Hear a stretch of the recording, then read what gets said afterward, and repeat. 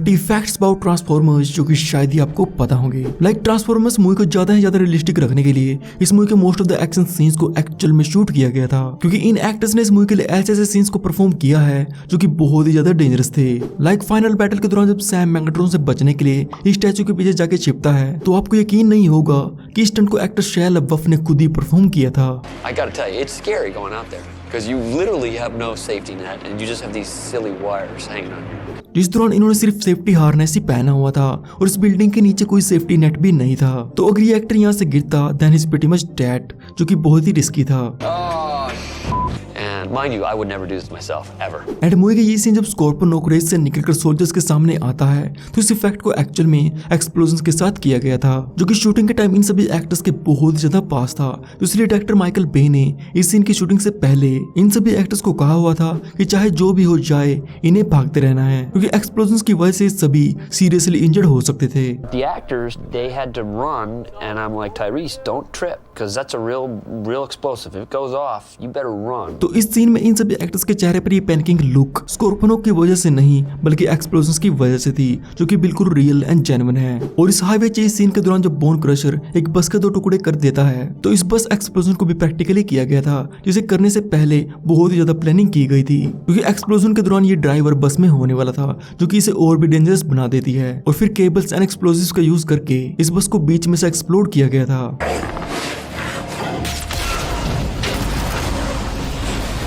और आगे आपको पता चलेगा कि इस मूवी में कितनी सौ कार डिस्ट्रॉय की गई थी। कौन से एक्टर ने इस मूवी का पार्ट बनने के लिए डायरेक्टर माइकल बे को पैसे दिए थे।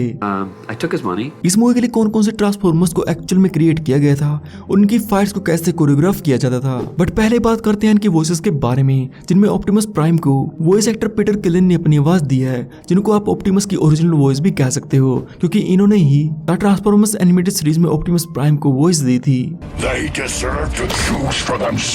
एंड एनिमेटेड सीरीज से एक और वॉइस एक्टर चार्ली एडलर ने भी इस मूवी में स्टार स्क्रीम को अपनी वॉइस दी है। तो ओरिजिनल सीरीज से सिर्फ दोनों ही वॉइस एक्टर्स हैं जो कि लाइव एक्शन मूवीज का पार्ट बन पाए। एंड पीटर किलन की तरह वॉइस एक्टर फ्रैंक वेल्कर, जिन्होंने एनिमेटेड सीरीज में मैग्नेट्रॉन को आवाज दी थी, तो इन्हें भी इस कैरेक्टर को फिर से आवाज देने के लिए अप्रोच किया गया था, बट ये अपने दूसरे प्रोजेक्ट की वजह से इस मूवी का पार्ट नहीं बन पाए। इसके बाद इस रोल के लिए एक्टर ह्यूगो वेविंग को चुना गया था, जिन्होंने एमसीयू में रेड स्कल का रोल प्ले किया है। एंड विजुअल इफेक्ट टीम के अकॉर्डिंग इस मूवी में सभी ट्रांसफॉर्मर्स को बनाने में टोटल 60,217 पीसेस लगे थे। आई मीन ये सभी ऑटोमोबाइल मोड से ट्रांसफॉर्म होते हैं, तो एक व्हीकल में जो पार्ट्स एंड पीसेस होते हैं तो उन सभी पार्ट्स एंड पीसेस को इनकी ट्रांसफॉर्मेशन फॉर्म्स में दिखाया गया है, जिनमें ऑप्टिमस प्राइम को बनाने में 10,108 पीसेस लगे थे, मैग्नेट्रॉन को 2,411 पीसेस एंड बम्बल बी को 7,733 पीसेस के साथ तैयार किया गया था। और जहां पर भी मूवी की एक्चुअल शूटिंग की जाती थी तो उसके बाद विजुअल इफेक्ट टीम उस शूटिंग प्लेस को प्रॉपर्ली मेजर किया करती थी, ताकि वो बाद में वहां पर एक्टर्स के एक्ट, एक्सप्रेशंस एंड एरिया के हिसाब से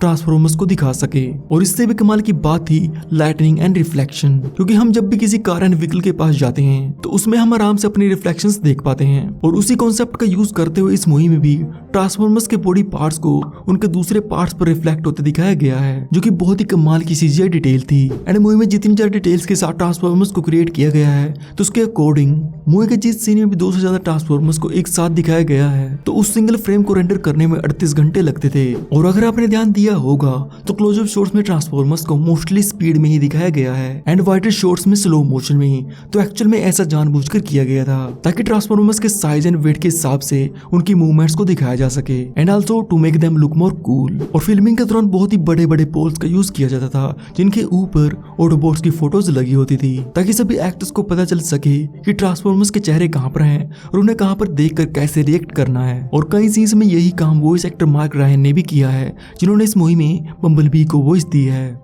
I wish to stay with the boy.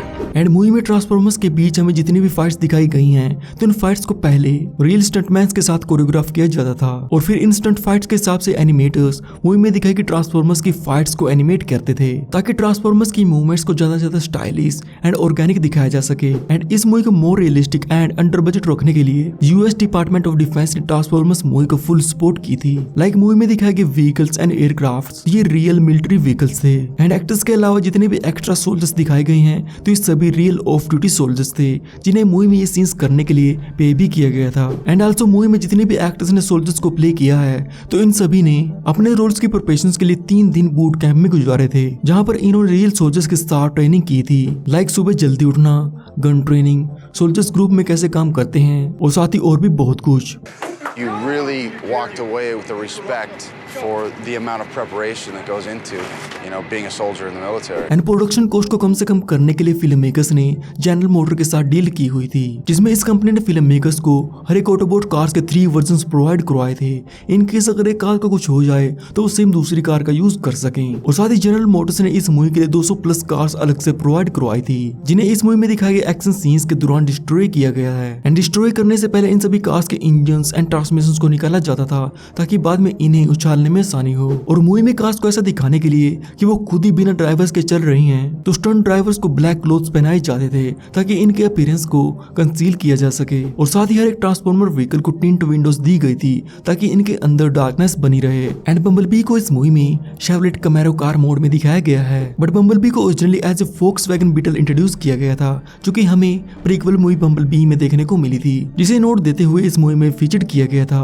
क्योंकि जब सैम अपनी फर्स्ट कार लेने के लिए जाता है तो कैमेरो के साथ वहां पर वोक्सवैगन बीटल भी खड़ी होती है, जो कि बम्बलबी का ओरिजिनल कार मोड है। एंड ओरिजिनल एनिमेटेड सीरीज में ऑप्टिमस प्राइम खुद को एक कैब और ट्रक में ट्रांसफॉर्म करता है, बट इस मूवी में प्राइम को एक पीटरबिल्ट ट्रक मोड में दिखाया गया है। तो ऐसा इसलिए था क्योंकि इस मूवी में फिल्म मेकर्स एक टोलर ऑप्टिमस प्राइम को दिखाना चाहते थे। एंड टेस्ट डिजाइन के अकॉर्डिंग कैब और ट्रक एक 20 फुट बड़े रोबोट में ट्रांसफॉर्म हो पाता, जिसकी वजह से पीटरबिल्ट ट्रक को चुना गया था, जिसके अकॉर्डिंग ऑप्टिमस प्राइम को इस मूवी में 30 फुट बड़ा दिखाया गया है। और मेगाट्रॉन को उसकी एलियन जेट मोड में दिखाया गया है, क्योंकि एनिमेटेड सीरीज में मेगाट्रॉन वाइल्सर P-38 पिस्टल में ट्रांसफॉर्म होता था, जो कि इस मूवी के टोन के हिसाब से बिल्कुल फिट नहीं बैठती। जिसको ध्यान में रखते हुए इस मूवी में मेगाट्रॉन को एक hideous and more realistic alien design दिया गया था ताकि इसे और भी ज्यादा खतरनाक दिखाया जा सके। एंड फाइनल बैटल के दौरान मेगाट्रॉन अपने रास्ते से एक सिल्वर ग्रे कार को उठाकर फेंकता है, और अगर आप ध्यान से देखो तो इस कार के लाइसेंस प्लेट पर एनर्गोन लिखा होता है, जो कि सभी ट्रांसफॉर्मर्स का पावर सोर्स होता है, या सिंपली आप इसे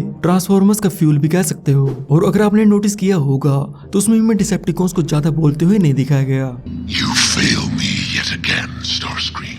Get them! क्योंकि ऐसा जानबूझकर किया गया था, जिसमें डिसेप्टिकॉन्स के most of the dialogues cut किए गए थे ताकि इन्हें छोटे छोटे डायलॉग्स के साथ ही ज्यादा मिस्टीरियस एंड थ्रेटनिंग रिप्रेजेंट किया जा सके। एंड डिसेप्टिकॉन्स अपने व्हीकल्स फॉर्म में जिस मस्टस मैन होलोग्राम को प्रोजेक्ट करते हैं, तो एक्चुअल में इस रोल को ब्रायन रीच ने प्ले किया था, जो कि एक्चुअल में H-53 हेलीकॉप्टर के पायलट थे, और इन्हें मूवी में इन सीन्स को शूट करने के लिए अपनी वेडिंग एंड हनीमून को रिस्केड्यूल करना पड़ा था। और मूवी में जब साइमन ओल्सबर्ग चैम्बर में एक नोकिया सेलफोन के साथ डेमोन्स्ट्रेशन करके दिखाता है,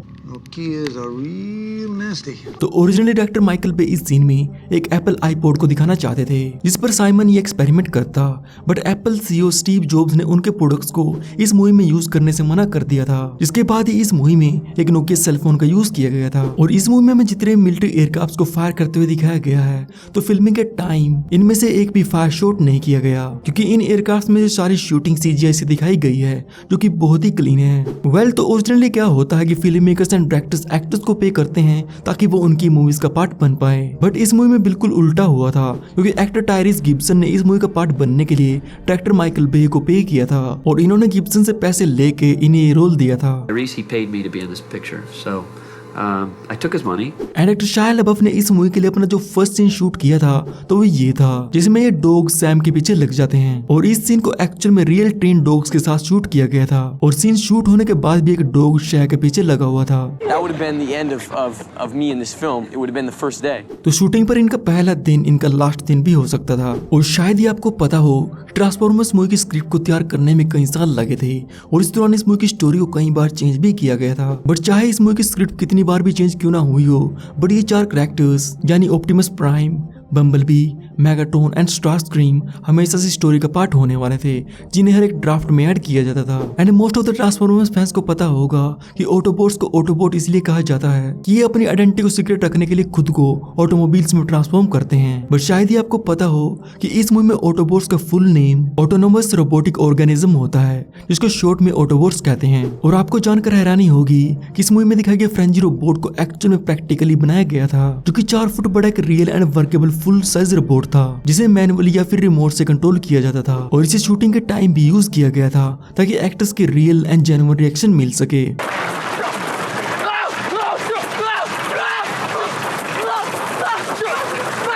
और बम्बलबी का भी 17 फुट बड़ा एक रियल फुल बॉडी प्रोटोटाइप तैयार किया गया था जिसको इस मूवी के बहुत से सीन्स में यूज किया गया है। और उसके साथ ही हूवर डैम के अंदर हमें जो मेगाट्रॉन की फ्रीजिंग बॉडी देखने को मिली थी तो उसके लोअर हाफ को भी एक्चुअल में क्रिएट किया गया था जिसकी हाइट 30 से 35 फुट थी। और अवतार मूवी से जुड़े ऐसे कमाल के 30 फैक्ट्स के बारे में जानने के लिए मेरी इस वीडियो को जरूर देखना।